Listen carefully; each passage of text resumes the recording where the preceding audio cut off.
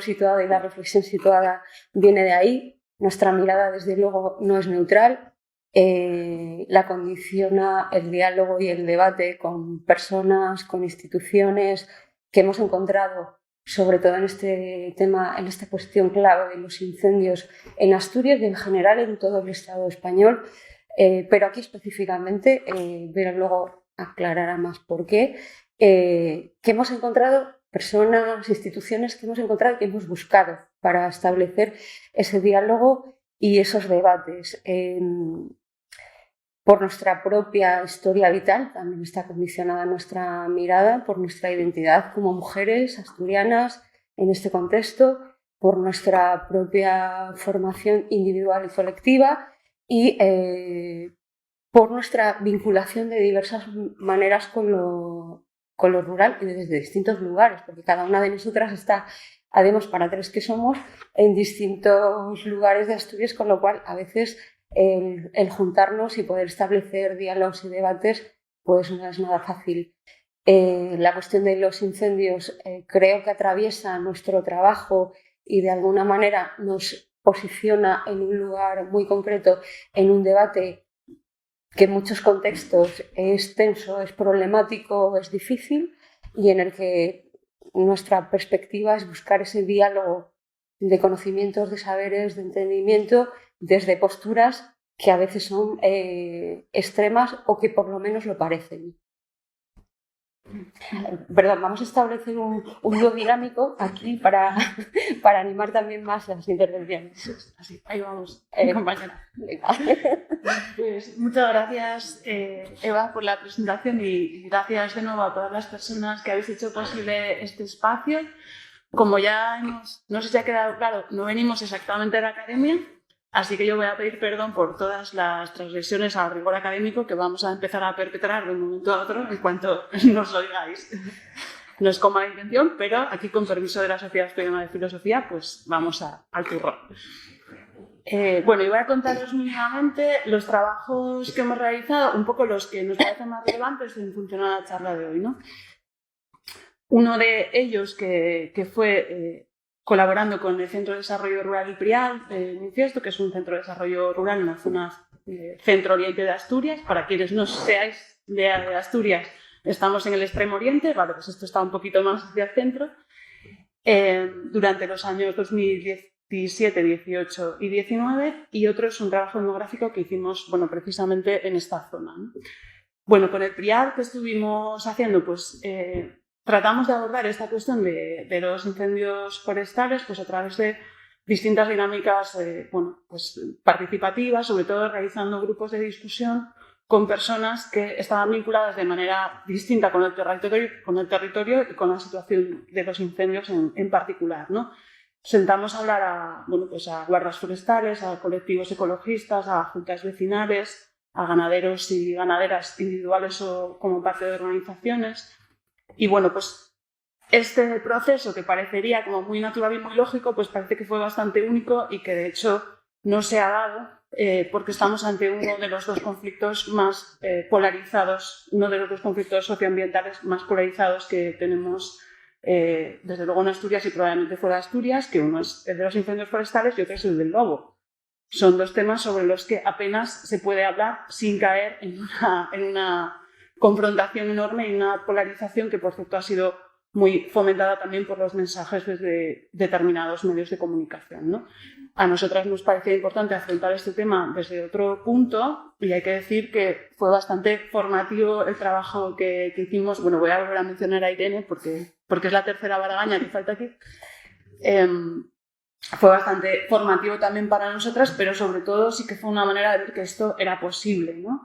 O sea, que era posible sentarse a hablar y que a veces la gente cuando se escucha, a pesar de que puede estar posicionada con respecto al problema desde paradigmas muy distintos y arriesgando mucho la mayoría de la gente, incluso cuando estamos hablando de personas que trabajan en servicios de extinción, poniendo en peligro su propia vida, pues a pesar de eso, pues la gente era capaz de hablar y de a veces tender puentes, ¿no? Y el segundo trabajo que igual es pertinente es una etnografía que hicimos para el Ministerio de Transición Ecológica sobre los usos del fuego anteriores a la prohibición del fuego, es decir, de 40 años para atrás, 50 años para atrás, ¿no? Para esto entrevistamos a pastoras y pastores, sobre todo de las sierras del Sueve y del Cuera. También para que no seáis de aquí, esas montañotas que tenemos detrás, eso es la Sierra del Cuera, probablemente la mancha ganadera más importante del oriente de Asturias y en lo que se refiere a ganadería extensiva, que eso quiere decir de toda Asturias, ¿no? Con transterminancia y pastos comunales, etcétera, etcétera, ¿no? Y la Sierra del Suelo es la siguiente, que cuando vais por el camino, por la 8, por la costa, pues encontráis, ¿no? Más yendo hacia el centro de Asturias. Bueno, ¿qué intentábamos encontrar? Pues intentábamos rescatar conocimiento que en buena parte no se pone en práctica a día de hoy porque está prohibido paulatinamente. Bueno, se han ido prohibiendo, ¿no? Como estas prácticas que tenían que ver con la gestión agraria, con la gestión, en algunos casos, de las fincas privadas, pero en la mayoría de los terrenos comunales, ¿no?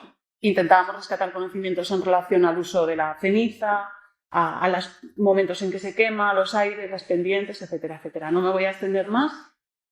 Porque no tenemos mucho tiempo. Solo por enmarcar el problema un poco más, el año pasado se quemaron en torno a 6.000 hectáreas en Asturias. Este año, según un dato que hemos leído antes, que todavía no hemos podido contrastar 100%, pero que creemos que es cierto, se han quemado 22.000 hectáreas. Esto es un récord absoluto. Bueno, ¿por qué este problema es tan problemático? Pues porque buena parte de esos incendios son intencionados por que se está buscando regenerar, no todos, y de hecho este año ha sido muy multicausal, pero lo que se intenta es regenerar el pasto, es decir, favorecer determinadas especies arbóreas, no, herbáceas, sobre otras, para conseguir alimento para el ganado, ¿no? Y de ahí, ¿no?, el vínculo que puede existir con prácticas tradicionales que tenían esta función, obviamente en un contexto en el cual había mucho más control de todo eso, ¿no? Vale, pues con esto está servido un poco el problema, ¿no? Yo creo que todo el mundo entendemos que aquí hay un temazo, ¿no? Bueno, un poco por resumir, así por hacer un recorrido, porque en realidad lo que interesa es luego las preguntas que a nosotros nosotras nos genera, ¿no? Pero bueno, pues un poco por introducir. Las causas de los incendios en gran medida son este intento de que exista una regeneración de pastos y, por otro lado, el hecho de que esté prohibido hace que a día de hoy, cuando alguna persona, que obviamente pues no son muchas las que lo hacen, pero cuando alguna persona quema, sale corriendo. Eso significa que no se queda a controlar a dónde va a ir el fuego, ¿no? Que sería un poco el uso primigenio, ¿no? Pues, acotar una zona y que el fuego se quede, ¿no? Por otro lado, el hecho de que se encienda un pequeño fuego, eso no lo convierte en un incendio, ¿no? Lo que hace que eso se convierta en un incendio es la existencia de lo que se llama combustible ininterrumpido, que ya su propio nombre, pues, ¿no? La desaparición del paisaje de mosaico propio del mundo rural hace que ese fuego se encuentre un combustible que en ningún momento ¿no?, permite que se detenga, ¿no? Entonces, pues ese fuego que podría tener unos cientos de metros, pues acaba teniendo, pues en algunos casos, miles de hectáreas, ¿no? En los peores casos, ¿no? Por tanto, el abandono del mundo rural y también la mala gestión por parte de las administraciones públicas que no han puesto en práctica los planes de prevención, pues son otras de las causas, ¿no? Y por otro lado, y muy importante, están las plantaciones forestales. Las plantaciones forestales de eucaliptus, etcétera, etcétera, que es un poco la orientación de la política forestal del Principado, y no solo del Principado, pero obviamente pues eso favorece que se generen grandísimos incendios, ¿no? Esto, digamos, así a día de hoy, si nos ponemos un poco, y no entrando a las causas, digamos, más comunitarias o sociales, sino a las más ambientales, ¿no? Pero tiene también un recorrido histórico, y ese recorrido histórico ha pasado por la enajenación de los montes a las comunidades locales, la enajenación, es decir, la sustracción, lo que en otros lugares llamarían el despojo, bueno, hubo unas cuantas políticas franquistas en este sentido, las plantaciones de la forestal, pero bueno, podríamos ir incluso más lejos. El no reconocimiento y la falta de respeto a los comunales y, digamos, un no reconocimiento que se ha agrandado y profundizado con la desaparición de las comunidades que mantenían esos comunales, ¿no? Que, bueno, segunda mención al Elinor Ostrom de hoy, esos recursos o esas sí, esos recursos que no son ni públicos ni privados, sino que pertenecen a la comunidad, ¿no? Y que se quedan ahí en esa pinza irresoluble entre lo público y lo privado. Luego, la aplicación de políticas públicas que no han contado con la participación de las comunidades locales y a día de hoy tenemos que sumar otra causa de devenir histórico, que es el cambio climático, ¿no? Pero digamos que todo esto tiene como un marco que es el desmantelamiento del mundo rural un poco en su conjunto, ¿no? Y así pues queda sembrado el ambiente para la cuestión de los incendios, ¿no? Como veis, intentamos sacar la cuestión de los incendios de un poco el nicho comunicativo en el que ha caído, que es la existencia o no de pirómanos y etcétera, ¿no? Queríamos no dejar la cosa así antes de pasar al debate, sino hablar un poco de propuestas, porque tenemos muy poquito tiempo y ya hemos agotado la mitad, entonces... Vale, pues ante este panorama y sobre todo a raíz de esas investigaciones que comentaba Vero y ese trabajo de acercarnos y preguntar directamente a la gente que habita el territorio qué plantea, qué respuestas hay que dar ahí, pues a lo largo de estos años hemos como recopilado una serie de propuestas que trasladamos nosotras, pero evidentemente no son nuestras. De nuevo está ahí ese diálogo y esa capacidad de escucha que pensamos que es súper necesaria en cualquier conflicto, pero en este especialmente, ¿no? Por una parte, pues veíamos eso que comentaba antes Vero, de la gestión forestal colectiva y participativa. No la ha habido nunca. Ha habido siempre una imposición desde distintos lugares, pero eso no existe. No hay un reconocimiento histórico a los pueblos en ese trabajo de gestión del territorio que surge desde el minuto uno. Cuando hablamos de paisaje natural, no vamos a explicarlo extensamente, pero el paisaje es construido desde el momento en que hay un ser humano que habita ese territorio. Pensamos que es necesario que toda la gente que habita el territorio, desde ganaderas, agricultoras, guardas, colectivos ecologistas, administración, establezca un diálogo en igualdad de condiciones, no en esas jerarquías que se establecen siempre desde lo institucional. Pensamos que las personas que habitan el territorio, esas comunidades rurales, toman constantemente decisiones que afectan a ese entorno y deben seguir tomándolas. Y con esas decisiones van también unas responsabilidades que están siempre presentes. Ese diálogo entre la población local y los colectivos ecologistas es fundamental. Hay mucha gente que también tiene una mirada sobre el territorio y no lo hace desde fuera. Hay, como seguramente conocéis, muchos proyectos ecologistas que están también en lo rural. Pensamos que hay que establecer planes, estrategias y desde lugares concretos. No nos vale el abstracto del diálogo por el diálogo, toda esta reflexión o todo este análisis de la situación del mundo rural que venimos poniendo sobre la mesa desde ayer y desde el minuto uno y que compartimos, pero que pensamos que muchas veces es necesario o siempre es necesario aterrizarlo para que eso tenga una respuesta real.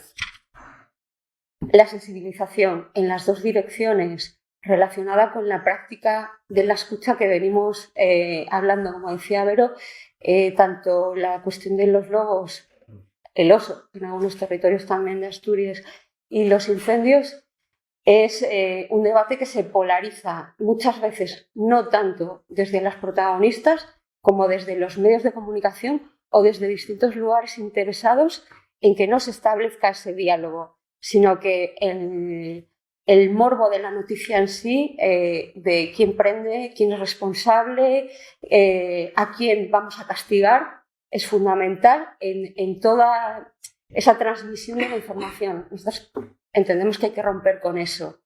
Las buenas prácticas de gestión del territorio, las buenas prácticas con respecto a los incendios, que las hay aquí, que las hay en otros lugares del Estado español y que llevan años funcionando. Aquí, muy cerca, está Proyecto Roble, en Arriondas, que muchas conoceréis, y que tiene unas prácticas directamente vinculadas al territorio en una asociación donde hay gente ganadera, gente ecologista, vecinas y vecinos del territorio que se dedican a la repoblación, que vuelven a poner en valor la reciella, que era el uso en el monte, el llevar al monte las ovejas y las cabras, que eran quienes ejercían esa labor de cortafuegos. Ahora no hay reciella, por tanto no hay nadie que haga esa labor. O, por ejemplo, el plan silvopastoril para la restauración ecológica del Ayuntamiento de Llanes. Aquí mismo también queremos nombrar el plan 42 en Castilla y León, que lleva funcionando más de 10 años, en algunos momentos interrumpidamente. Las quemas en la alta montaña del Pirineo francés, los rebaños cortafuegos en Andalucía. Es decir, sí que hay proyectos de buenas prácticas en torno a los incendios. Por tanto, volvemos otra vez a romper con ese debate de extremos y decir, hay gente, hay proyectos desde la sociedad civil y desde las instituciones que nos están dando ya respuestas que funcionan. Paliar el abandono del territorio, lo decía Vero, los incendios es una punta del iceberg. Esta mañana nos hablaba Carmen de los polígonos eólicos.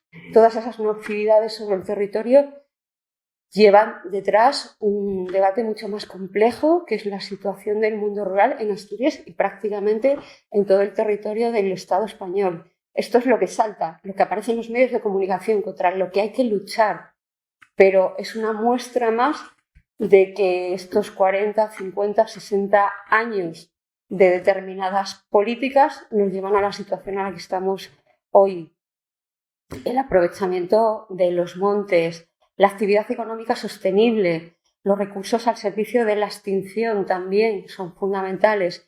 El mantener las infraestructuras, los caminos, los cortafuegos, no tener los montes abandonados, porque no hay gente, no hay masa ganadera que esté en ellos.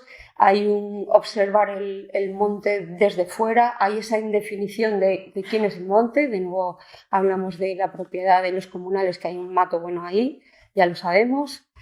Y desde luego ver el problema de forma integral, generar comunidad en torno a él y fomentar ese diálogo de distintos saberes desde distintos lugares, que nos parece que es una herramienta súper necesaria en este conflicto y en este tema.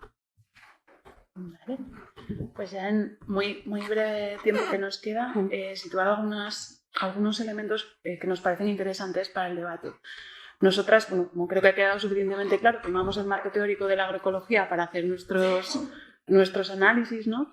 Y de hecho, algunos de los principios básicos, como mencionaba Eva, el diálogo de saberes, nos resultan especialmente fértiles, ¿no? O sea, necesitamos ese diálogo de saberes y ese respeto entre saberes, en este caso que pueden ser técnicos y campesinos, entre otros, ¿no? Pero también hay algunas cosas que nos dejan un poco como que no nos han servido tanto, vamos a decir, ¿no? Y desde aquí, una crítica a uno de los elementos, ¿no?, que en la agroecología o enfoque más tradicional a menudo se reivindica la agricultura familiar, ¿no?, como la unidad productiva, digamos, predilecta de la agroecología, ¿no? Entendemos que puede ser muy interesante en el sentido de la escala productiva, mientras que, por otro lado, el concepto de familiar pues, nos chirría muchísimo, porque bueno, pues ya sabemos que ya ha salido bastante la heteronorma, etcétera, la familia nuclear, y también, por otro lado, vemos cómo dentro de los nuevos movimientos de recampesinización, pero también los actuales pueblos, hay muchas familias, muchas asociaciones, muchas cooperativas, muchas formas desde las cuales podemos, y de hecho trabajamos la soberanía alimentaria y otros elementos, ¿no? Nos vamos a decir una crítica a cada una para que así se divida la responsabilidad. Bueno, la masculinización al abordar los problemas ambientales en general y el de los incendios en particular, desde los análisis, desde las perspectivas, desde los informantes. En este caso, para nosotros es un ejemplo paradigmático. Hace unos meses, sabéis, hubo un incendio, ese incendio al que hacíamos esas 22.000 hectáreas quemadas, un incendio entre Valdés, Tineo, la zona del del suroccidente y hacia el norte, sur y noroccidente. Y en ese momento nosotras no solemos como levantar mucho la voz por nuestra forma también de intervenir, pero veíamos todos los días los medios de comunicación asturianos con señoros pues contando lo que cuentan siempre sobre los incendios forestales, sobre otras cosas también, pero los incendios forestales específicamente. Y estábamos un poco hasta los mismísimos, así que dijimos, ostras, pues va a tener que haber, vamos a mostrarnos, ¿no? Vamos a mostrar otra voz, otras voces necesarias. Para nosotros fue un ejemplo, ¿no? De hay mucho señor diciendo lo mismo desde hace 20 años, esto no ha cambiado nada. Bueno, pues nosotras queremos aportar otra mirada a ese debate necesario, colectivo, social, como decía Carmen esta mañana y como nos comentaba antes de irse, los problemas que sufrimos en el rural asturiano no son específicamente del occidente o del oriente, son de toda Asturias, por no decir que son de todo el estado. Y en este caso veíamos pues que también teníamos que aportar ahí, ¿no? Pues venga, otra cosita más. También vemos un poco que cuando se analizan problemas socioambientales, por un lado se habla mucho de lo ambiental y muy poco de lo social, ¿no? Que casi no hay ningún problema humano que no tenga esa dimensión, pero es verdad que la mirada suele ser mucho más científico-técnica y social, ¿no? Pero aparte de eso, también nos encontramos con problemas epistémicos, es decir, de conocimientos, de significados, y antes me he notado una palabra que ha dicho, una frase que creo que ha dicho Adrián, que me ha encantado, que decía, no hay léxico para los desastres ecológicos. Bueno, hay una dificultad muy grande para tener un léxico común y unas palabras comunes, y hay conceptos que son especialmente difíciles. Por ejemplo, el de naturaleza, por supuesto, las ruralidades ya ni hablamos, pero el de naturaleza es uno de ellos. Hay paradigmas muy distintos de relación con el medio y que difícilmente se entienden, pero es que ni siquiera tenemos los espacios para que se expliquen en una relación mínimamente igualitaria, ¿no? Y creo que esto pocas veces se comenta, ¿no? También incluso vemos como muchas veces desde nuestros propios ámbitos agroecológicos vemos poco más allá de los nuevos movimientos campesinos o de los campesinos del sur global. Y esto me refiero ya cuando llevamos a la agroecología, a lo coloquial, ¿no? Tenemos muchas dificultades para dialogar con, por ejemplo, pequeños agricultores y agricultoras y ganaderas que se encuentran aquí en la Sierra Cuera, aquí detrás nuestro, ¿no? Sí, iba a decir algo más que se me ha olvidado, pero como no hay tiempo. La nula atención que se presta en muchos casos a la dimensión vincular y comunitaria en los problemas socioambientales, como es el caso de los incendios. Esa relación entre los incendios y la descomposición de las comunidades rurales, cómo afecta a todo el contexto, a todo el entorno y lo diferente que es que una comunidad sea gente en su propio territorio a que haya una persona que habita ese territorio, a que no haya vínculos, a que no haya capacidad, digamos, de resistencia desde ahí. Y yo creo que aquí y ya lo dejamos. Muchas gracias.